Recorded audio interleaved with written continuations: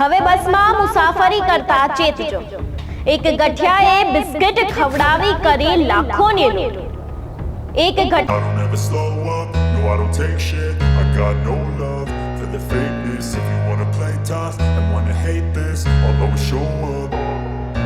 I don't ever slow up, no I don't take shit. I got no love for the fakeness. If you wanna play tough and wanna hate this, I'll always show up and make a statement. I don't ever slow up, no I don't take shit. I got no love for the fakeness. If you wanna play tough and wanna hate this, I'll always show up and make a statement. Everything I do so instinctive and so passionate. Every word I move so descriptive like an adjective. I got a vendetta against people who patented being negative when you should be getting after it. I got facts over tracks, this and that. Spitting slow, spitting fast. I could roast, I could gas. Think I'm okay at last, but I don't know if that can erase all the past. And the pettiness, a reflection of the emptiness. Hilarious, you think you're worth my time, you're delirious. Mysterious, because you hide behind a fake exterior. Inferior, you know I'll always be a bit superior. Get off of me, this ain't no humble brag. I want you to hear words, you can say them back. I want you to feel free from the chains at last, and to believe in what you got, it was built to last, yeah. Now that I've been put through hell, I never got anyone's help. I had to do it all myself.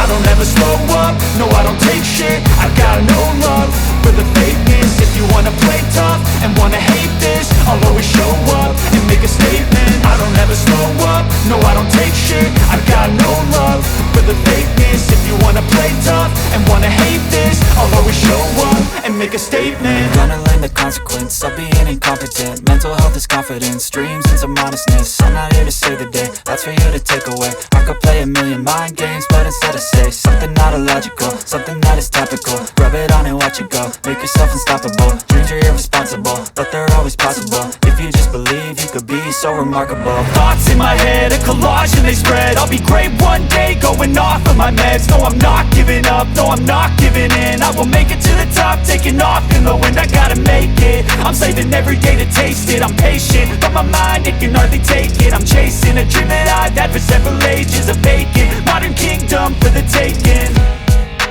Now that I've been put through hell, I never got anyone's help.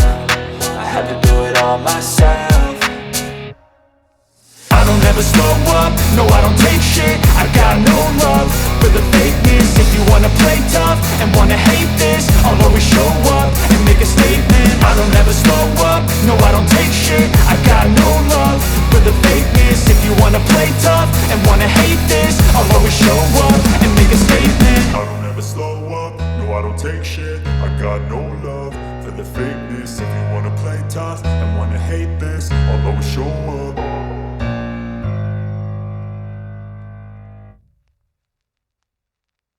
માં મુસાફરી કરીને મિત્રતા કેળવીને મુસાફરોને બેભાન કરીને ચોરી કરતો હોવાનું તેને કબૂલ્યું છે.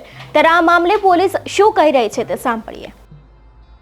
છેલ્લા 1.5 વર્ષની અંદર એક ઇસમ જે છે એ અલગ અલગ બસોમાં બેસી મુસાફરોને ઘેનની કોઈ પણ દવા પીવડાવી અને તેને લૂંટી રહ્યો છે.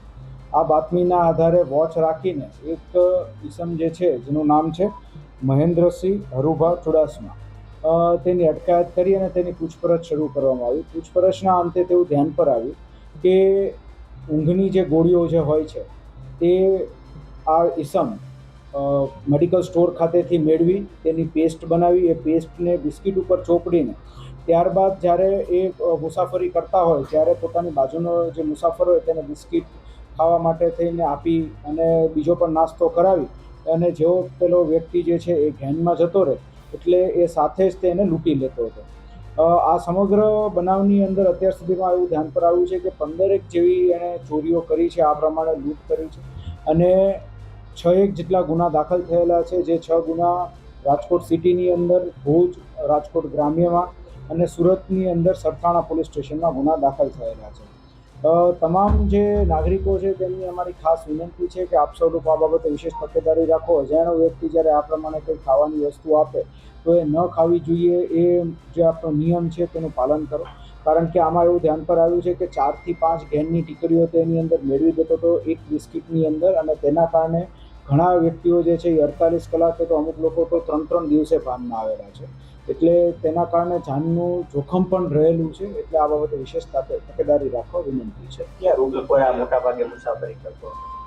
એના બે મુખ્ય રૂટ હતા, જેની અંદર રાજકોટ સુરત અને બીજો રૂટ હતો તેનો અમદાવાદ અને સુરતની વચ્ચેની બસીસ. એ રાત્રિના સમયે જે સ્લીપર કોચ હોય તેમાં જ તે વધારે મુસાફરી કરતો હતો, કે જેની અંદર ઘણીવાર પેલા પાર્ટનર્સ જે બે સોફા હોય છે જેમાં બે લોકો સૂઈ શકે, તો તેમાં જે પોતાની સાથેનો મુસાફર હોય તેને ચાય પાણી નાસ્તો અને બિસ્કિટ ખવડાવી ગેનમાં લાવી અને પછી લૂંટી લેતા. મૂળ જે છે એ ડાકોરની અંદર એની મેડિકલ સ્ટોરની અને જ્વેલરીની એની દુકાન છે, કપડાની જ્વેલરીની. પ્રિસ્ક્રિપ્શન કોઈ એમની પાસે હતું કે પછી વગર પ્રિસ્ક્રિપ્શને તે દવા ગેનની દવા મેળવે.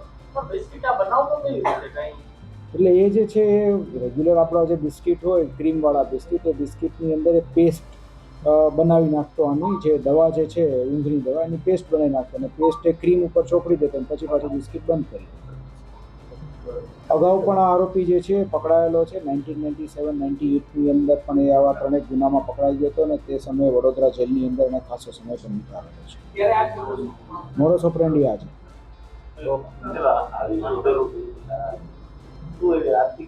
પૈસા કમાવા માટે લોભ લાલચમાં આવી, તો તંગી કરતા મુખ્ય મુદ્દો જે છે લોભ લાલચનો હતો. બાકી એની પોતાની દુકાન પણ સારી ચાલે છે.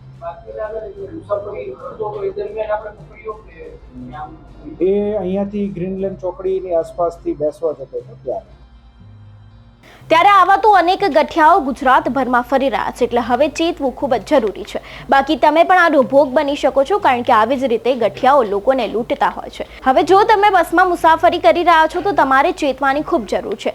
જો તમને કોઈ આવી રીતે ખાવાનો પદાર્થ અથવા તો પછી કોઈ પણ વસ્તુ ઓફર કરે તો તમારે તેને સૂંઘવી નહીં અથવા તો તમારે તેને ખાવી નહીં. બાકી તમે પણ એક દિવસ ચોરીના શિકાર બની શકો છો અને આવી જ રીતે તમારા પણ લાખો રૂપિયા લૂંટાઈ શકે છે. ત્યારે જો તમારે આવા ગઠિયાઓનો શિકાર ન બનવું હોય તો બસમાં મુસાફરી કરતા પહેલા ચેતજો, અને કોઈ પણ વ્યક્તિ તમને આવી રીતની ઓફર કરે ખાવા માટે તો તમારે તેને સ્વીકારવું નહીં. ત્યારે આ ક્રાઇમ સ્ટોરી પર આપનું શું કહેવું છે અમને કમેન્ટ કરીને ચોક્કસથી જણાવજો. સાથે જ નિર્ભય ન્યૂઝને લાઇક, શેર અને સબસ્ક્રાઇબ કરવાનું ભૂલશો નહીં. નમસ્કાર.